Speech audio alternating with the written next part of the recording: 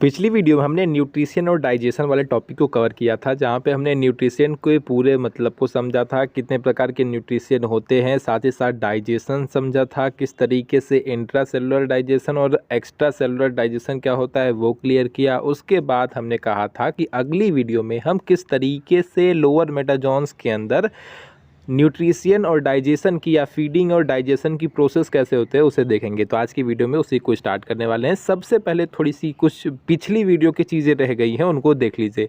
कुछ साइंटिस्टों ने उनके फीडिंग मैकेनिज़्म के बेस पर उनको थोड़ा क्लासिफाइड किया गया था, उनको जरा सा समझ लीजिए, उसके बाद हम आगे की चीज़ों को देखेंगे। हमने आपको पिछली वीडियो में ही बता दिया था कि मेटाजॉन्स के अंदर वर्टिब्रेट और इनवर्टिब्रेट दोनों प्रकार के ऑर्गेनिज्म आते हैं। ठीक है, अब बात आई कि वर्टिब्रेट क्या है या इनवर्टिब्रेट क्या है। सिंपल सी बात है, वर्टिब्रेट का मतलब ये होता है कि ऐसे ऑर्गेनिज्म जिनके अंदर रीढ़ की हड्डी यानी कि वर्टिबल कॉलम प्रेजेंट हो, वो आपकी वर्टिब्रेट के अंतर्गत आएंगे। और इनवर्टिब्रेट में इसका उल्टा होगा, अगर वर्टिबल कॉलम यानी कि रीढ़ की हड्डी एब्सेंट है तो वो इनवर्टिब्रेट ऑर्गेनिज्म के अंतर्गत आएगी। तो हमें इसमें क्या देखना है, लोअर मेटाजॉन्स यानी कि लोअर इनवर्टिब्रेट के बारे में देखना है। तो उन्होंने ही यानी कि यंग ने 1928 में इनवर्टिब्रेट को उनके फीडिंग मैकेनिज्म के बेस पर, ठीक है, 3 कैटेगरीज में डिवाइड किया।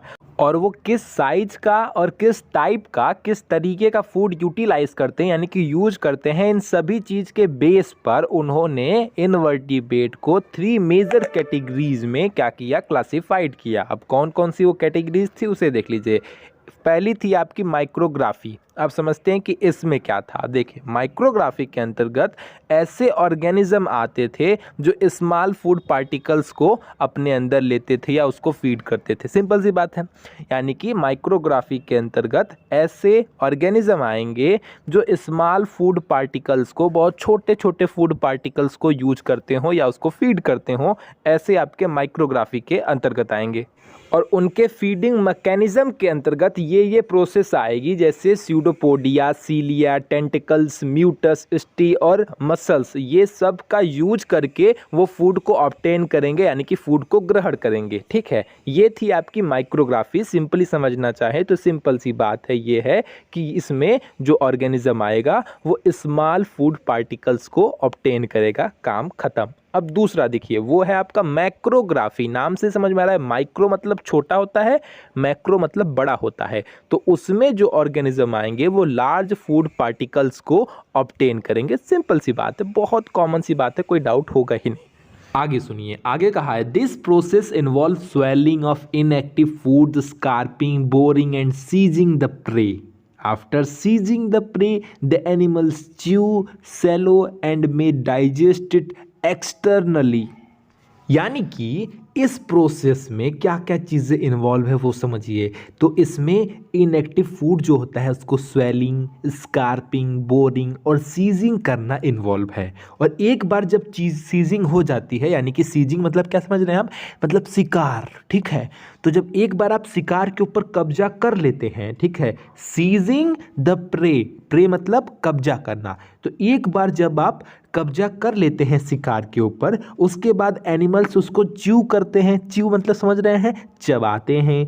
दूसरी चीज़, फिर उसको निगल जाते हैं, यानी कि स्वेलिंग करते हैं। स्वेलो मतलब निगल जाना, और उसके बाद उसे कहीं एक्सटर्नली फॉर्म में डाइजेस्ट करते हैं। यही प्रोसेस आपकी माइक्रोग्राफी के अंतर्गत आती है। अब हम थर्ड की बात करेंगे कि फ्लूइड और सॉफ्ट टिश्यू फीडिंग में क्या होता है। माफ कीजिएगा, क्षमा प्रार्थी, टिश्यू फीडिंग में, टिश्यू नहीं, टिश्यू फीडिंग में क्या होता है। देखिए, These types of feeders generally suck fluid food, यानी कि सिंपल सी बात है, नाम से ही समझ में आ गया, अब तो समझ ही गए होंगे कि इस तरीके के जो फीडर्स होते हैं, जो ऑर्गेनिज्म, जो जीव, जो एनिमल्स होते हैं, वो जनरली कौन सा फ्लूइड लेते हैं, मतलब कौन सा फूड लेते हैं, जो आपके तरल पदार्थ के जैसा हो, जो लिक्विड फॉर्म में हो, उस तरीके के फूड को एब्जॉर्ब करते हैं, उस तरीके के फूड को ग्रहण करते हैं। इसी से आप समझ गए होंगे कि फ्लूइड या सॉफ्ट टिश्यू फीडिंग का क्या मतलब होता है।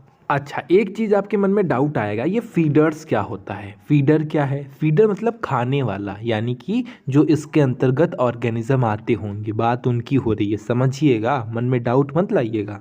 तो इसमें के जो जीव होते हैं वो क्या करते हैं, वो पहले शिकार के बॉडी के जो फ्लूइड सब्सटेंस होते हैं उसमें छेद करते हैं और फिर उसको सक करते हैं, फिर अपना पेट भर लेते हैं। और का ही बताएं, और कुछ तो इतने एक्सटर्नली इतने चालाक होते हैं कि बस बॉडी की सरफेस पर बैठ के वहां से ही लिक्विड फूड को सबस्ट्रेट के फॉर्म में एब्जॉर्ब कर लेते हैं। क्या मजा आ गया, एकदम पेट भर गया भैया, अब कुछ ना, अब हमके सुते ना। तो ये आपने एनिमल्स का या कह लीजिए इनवर्टिब्रेट्स का क्लासिफिकेशन देखा जो यंग ने किया था। लेकिन यंग के करने के बाद फिर कई सालों के बाद अब मॉर्टन जागे और मॉर्टन ने कहा हमहू करब कुछ कई ले बा, नहीं तू कुछ कई ले बा, हमहू करब कुछ कई ले बा।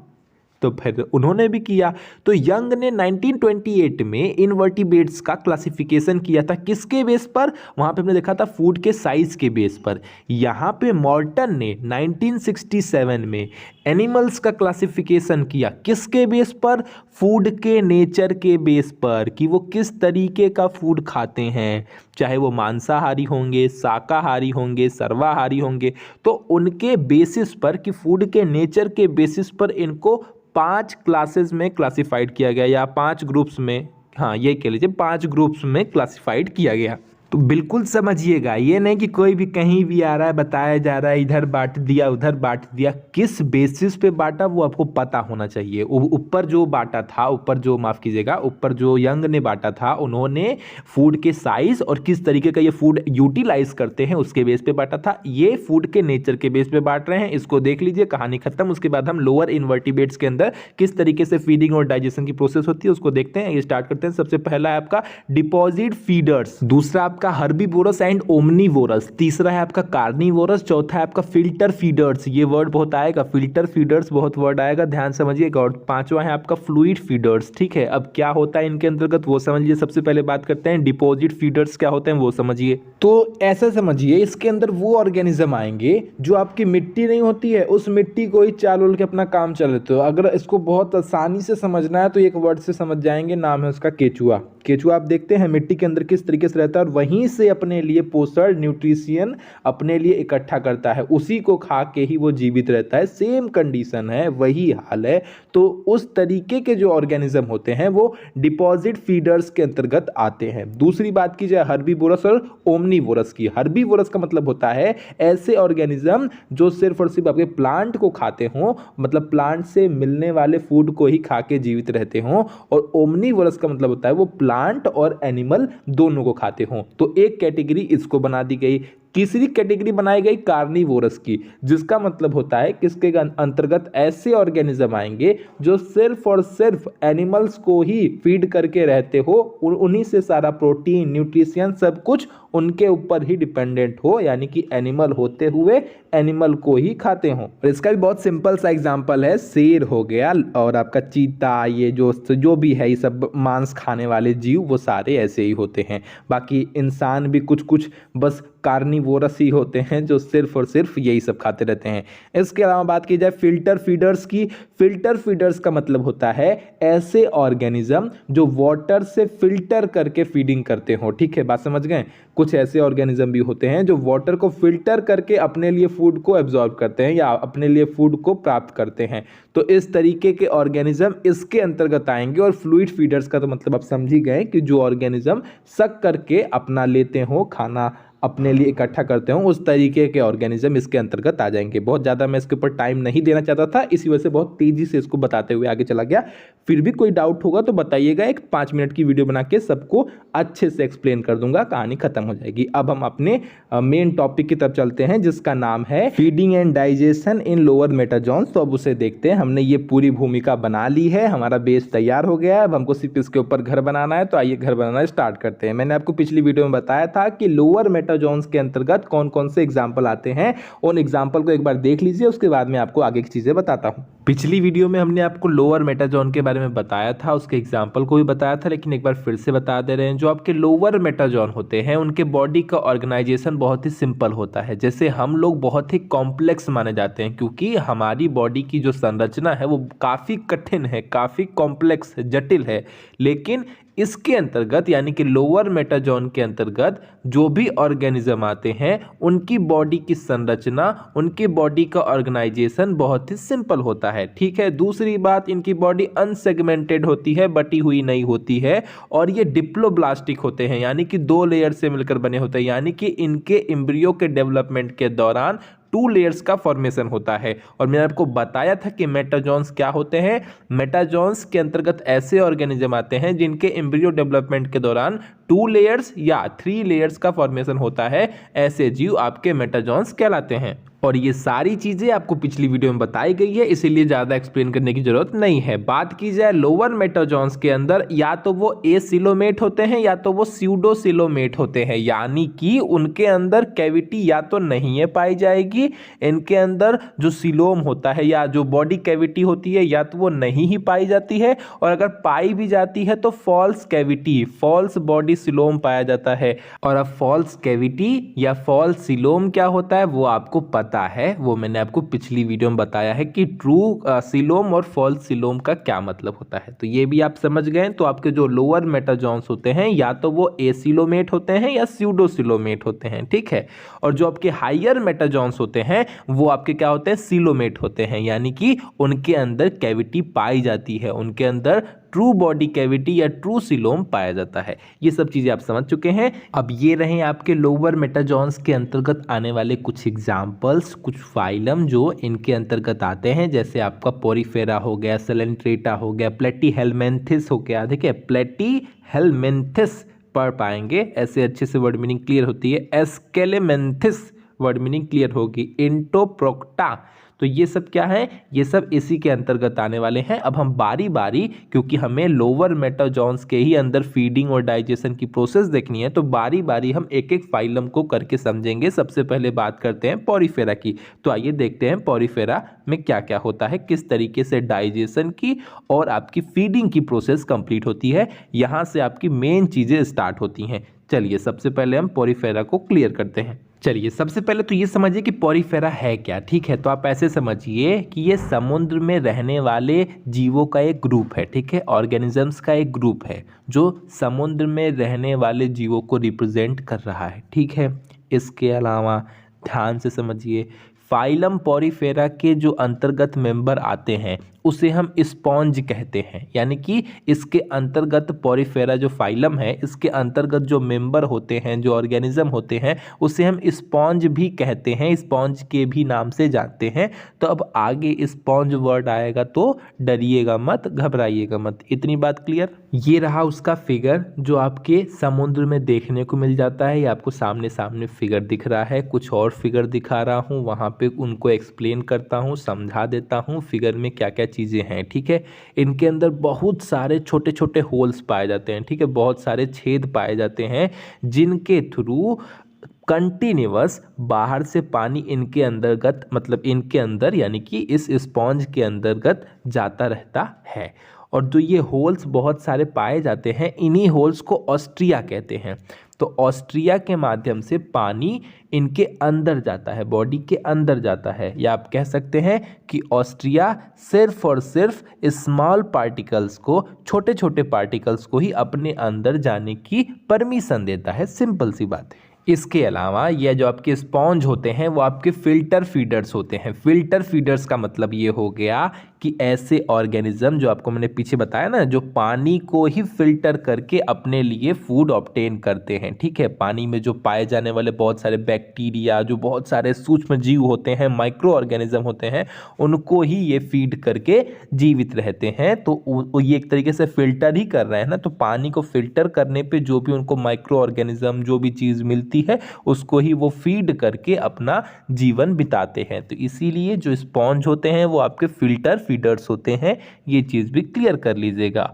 और जब वो पानी को एब्जॉर्ब करते हैं ऑस्ट्रिया के माध्यम से, जो ऑस्ट्रिया था ना, बहुत छोटे छोटे बहुत सारे छेद थे, तो जब वो पानी उनके अंदर जाता है तो उसी समय जो फूड के पार्टिकल्स होते हैं, जो पानी में घुले हुए होते हैं, वो भी उनके अंदर जाते हैं, और इस तरीके से पानी के साथ साथ फूड पार्टिकल भी ऑस्ट्रिया के थ्रू उनके अंदर जाते हैं। और सुनिए, सबसे बाहरी लेयर होती है, जो आउटर मोस्ट लेयर है उसको हम पिनेकोडर्म कहते हैं, जो इनर लेयर है उसको हम कोनेकोडर्म कहते हैं, ये समझ लीजिए। बीच वाली जो लेयर है उसको हम मेसोहेल कहते हैं, और जब ऑस्ट्रिया के माध्यम से फूड मतलब पानी को माफ़ कीजिएगा, जब पानी इनके अंतर्गत आता है तो वो स्पॉन्जोसील ये जो पार्ट है यहाँ पे पड़ा रहता है और फिर यहाँ से ये होता हुआ जो ऑस्कुलम है यहाँ से पानी इनकी बॉडी से बाहर जाता है। ऑस्कुलम एक बड़ा सा समझ लीजिए ओपनिंग है जहाँ से जो स्पॉन्जोसील के अंदर पानी रहता है जो ऑस्ट्रिया के माध्यम से पहले स्पॉन्जोसेल में आता है और फिर ये यहाँ से ऑस्कुलम के थ्रू बाहर चला जाता है। तो ये चीज़ें भी आपने बहुत अच्छे से क्लियर रखनी है। बाकी जो आपका स्पॉन्जोसेल होता है वो कॉइनोसाइट्स या कह सकते हैं कॉलर सेल से, ठीक है। कॉलर मतलब समझिए, ऐसे समझिए कि जो आपका स्पॉन्जोसेल है वो कॉइनोसाइट से घिरा हुआ है, चारों तरफ से लाइंड है, ठीक है, वो पूरी तरीके से इससे घिरा हुआ है। तो कॉइनोसाइट्स कह लीजिए या कॉलर सेल से ये आपका घिरा होता है और ये आपका जो कॉइनोसाइट्स या कॉलर सेल है ये आपको माइक्रोविली से घिरा रहता है। आपका कॉइनोसाइट्स या कॉलर सेल आपका माइक्रोविली से, या कह सकते हैं कि कॉइनोसाइट या कॉलर सेल माइक्रोविली से मिलकर बना होता है, ये भी कह सकते हैं, लेकिन उससे ज़्यादा बेटर कहने का तरीका ये है कि वो माइक्रोविली से घिरा रहता है, ठीक। और ये माइक्रोविली ही है जो फूड पार्टिकल्स को कह सकते हैं फिल्टर करने का काम करती है और फिल्टर करने के बाद ही कहीं वो अंदर आने देती है, ठीक है। तो ये सारी चीज़ें क्लियर रखिएगा। अब एक एक करके मैं पढ़ता जाता हूँ। सबसे पहले हम बात करते हैं कि किस तरीके से वो फीडिंग करते हैं, उसके बाद डाइजेशन की बात करेंगे। ऐसे मैंने ऊपर ऊपर से आपको बहुत समझा दिया, अब ज़रा सा पढ़ते हुए आपको समझाते हुए चलता हूँ। अब यहीं पे छोटी सी हमारी एक रिक्वेस्ट है, वो भी सुन लीजिए। अगर आप वीडियो को डाउनलोड करके देखते हैं तो आज से ऐसा मत करके देखा करिए, आप वीडियो को लाइव देख लिया करिए या बिना डाउनलोड करे ही देख लिया करिए। दूसरी चीज़, अब तक अगर आपने हमारा बेल आइकॉन ऑन नहीं किया है तो उसे ऑन कर लीजिए, आपको जल्दी से नोटिफिकेशन मिल जाएगा, वीडियो आप तक जल्दी पहुँच जाएगी। तीसरी चीज़ कि अगर आपने अपने सब्सक्राइब नहीं किया है तो सब्सक्राइब कर लीजिएगा। और क्या ही कहना है, आइए अब टॉपिक पे चलते हैं। ये कोई तरीका है भीख मांगने का मालिक? तो देखिए, सबसे पहले हम इसके फीडिंग प्रोसेस को देखेंगे कि किस तरीके से ये फीडिंग की प्रोसेस करते हैं, उसके अंतर्गत क्या क्या आता है। तो the porifera are primarily filter feeders, ठीक है। तो आपके जो पोरीफेरा होते हैं वो आपके फिल्टर फीडर्स होते हैं। फिल्टर फीडर का मतलब क्या, जो वाटर में घुले हुए चीज़ होते हैं, वाटर को फिल्टर करके अपने लिए फूड कैप्चर करते हैं, ठीक है, वही होते हैं आपके फिल्टर फीडर्स। तो देखिए, utilizing food particles suspended in the water and captured by the क्वाइनोसाइट्स, यानी कि जो आपके पोरीफेरा होते हैं वो मुख्य रूप से फिल्टर फीडर्स होते हैं जो वाटर में मिले हुए फूड पार्टिकल्स को क्वाइनोसाइट्स के द्वारा, या इसी को कॉलर सेल्स के भी नाम से जाना जाता है, क्वाइनोसाइट्स को ही कॉलर सेल के भी नाम से जाना जाता है। तो या तो क्वाइनोसाइट के थ्रू कैप्चर करते हैं या कॉलर सेल के थ्रू कैप्चर करके उसे यूटिलाइज करते हैं, उसे यूज करते हैं, यानी कि उसका अपने खाने के लिए, अपने फीडिंग के लिए यूज करते हैं। सिंपल सी बात है।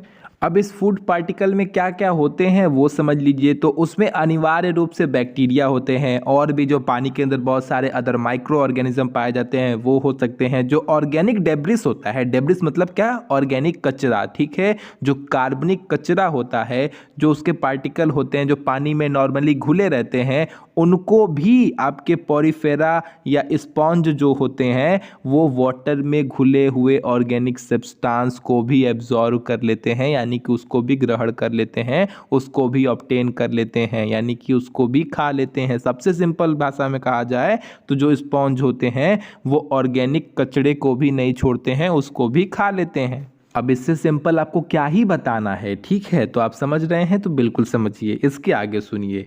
देखिए, these enter the body with the water current through Austria that allow the entry of only small particles. जो मैंने आपको बताया था कि जो ऑस्ट्रिया है उसी के माध्यम से बाहर से पानी अंदर की तरफ आता है, और ये सिर्फ और सिर्फ जो ऑस्ट्रिया है ये सिर्फ और सिर्फ स्मॉल पार्टिकल को ही अंदर जाने की परमिशन देता है, जो चीज़ें मैंने आपको बता दी। ऑस्ट्रिया मतलब क्या हो गया, ऑस्ट्रिया मतलब बहुत सारे छोटे छोटे होल्स जो स्पॉन्ज की बॉडी के ऊपर पाए जाते हैं, उसे ही ऑस्ट्रिया के नाम से जाना जाता है। आगे सुनिए, जो आपका फ्लैजिलेटेड चैम्बर होता है, अब आपके मन में आएगी कि ये फ्लैजिलेटेड चैम्बर क्या है। देखिए, ये जो आपका फिगर दिख रहा है ये फ्लैजिला है और इसी के अंदर वाला ये जो पार्ट है, ये जो आपको दिख रहा है यहाँ पे, ये क्या है, आपका फ्लैजिलेटेड चैम्बर है, ठीक है।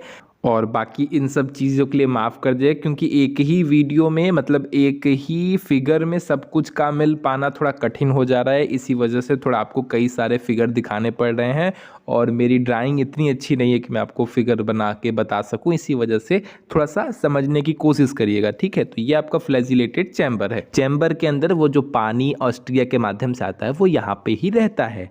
तो जब इसमें कंपन होती है तब ये वाटर कॉलर जो सेल थी उसके माध्यम से सर्कुलेट करती है धीरे धीरे, और उसी में आपका फूड पार्टिकल चिपक जाता है, यानी कि फूड पार्टिकल को चिपकने के लिए ये अलाउ कर देता है, जिसकी वजह से जो फूड पार्टिकल्स होते हैं, जो भोजन के कण होते हैं, वो इनके ऊपर चिपक कर फिर आपके अंदर आ जाते हैं। इसके अलावा सुनिए, कॉलर सेल में जो माइक्रोविलाई होते हैं, जो माइक्रोविली होते हैं, वो इन फूड पार्टिकल्स के लिए एक फिल्टर के रूप में काम करते हैं। यानी कि जो माइक्रोविली होते हैं, जो कॉलर सेल की जो सबसे बाहरी लेयर होती है, ऐसे समझिए जो आपका कॉलर सेल होता है वो माइक्रोविली से ही आपका घिरा होता है। ये चीज़ मैंने आपको पीछे बताई हुई है।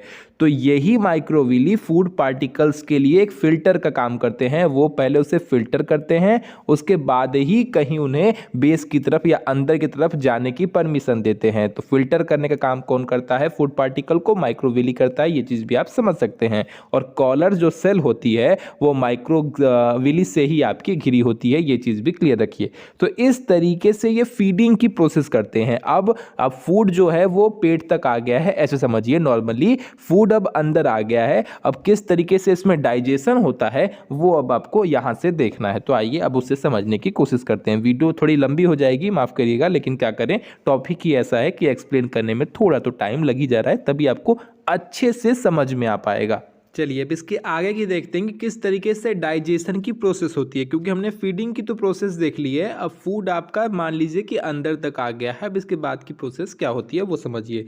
तो consequently the food particles are engulfed by the pseudopodial action of choanocytes या choanocytes at the basis of their collar and then taken up to the food vacuoles।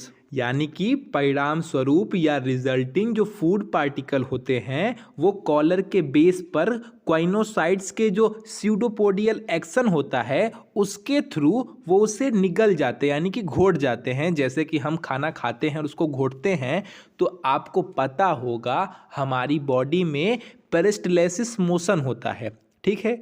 अब ये मोशन क्या करता है? ये एक प्रकार की गति है जो खाने को नीचे सरकाने में, नीचे की तरफ ले जाने में हेल्प करती है, और यह ह्यूमंस के अंदर पाया जाता है, जिसकी वजह से खाना आगे की तरफ बढ़ता है। कौन सा मोशन? Peristalsis motion.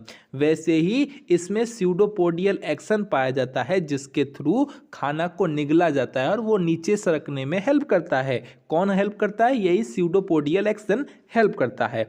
और फिर वो धीरे धीरे फूड को वैक्यूल्स तक, जो आपका वैक्यूल समझ रहे हैं, एक तरीके से खाली स्थान जहाँ पे चीज़ें फूड या पानी वगैरह स्टोर करके रखी जाती है, तो वैसे ही वो फिर फूड को वैक्यूल्स तक ले जाते हैं। आपकी जो क्वाइनोसाइट्स होती है वो single layer flagellated collar cells होती है। ये चीज़ आपको साफ साफ दिख भी रही है, फिगर में समझ में आ भी आ रहा है। यही आपकी क्वाइनोसाइट्स है जो आपकी स्पॉन्जोसील की जस्ट बगल में है, आपको भी दिख रहा है। बात की जाए जो फूड वैक्यूल होता है, जहाँ पे फूड रहता है, स्टोर रहता है, फूड वैक्यूल का एटमॉस्फेयर पहले एसिडिक और बाद में एल्केलाइन यानी कि बेसिक हो जाता है, यानी कि पहले अम्लीय और बाद में क्षारीय होता है। यहाँ फूड का पार्शियल डाइजेशन होता है, यानी कि बहुत आंशिक रूप से, बहुत कम रूप से यहाँ पे उसका डाइजेशन होता है। और फिर इसके बाद जो फूड है वो मेसेनकाइमा या मेजेनकाइमा जो भी कह लीजिए, उस पे घूमने वाले जो अमीबोसाइट्स होते हैं वहाँ पर चला जाता है, ठीक है। और यहाँ पे इस अमीबोसाइट्स के ऊपर ही इसका डाइजेशन पूरी तरीके से कंप्लीट होता है, ठीक है।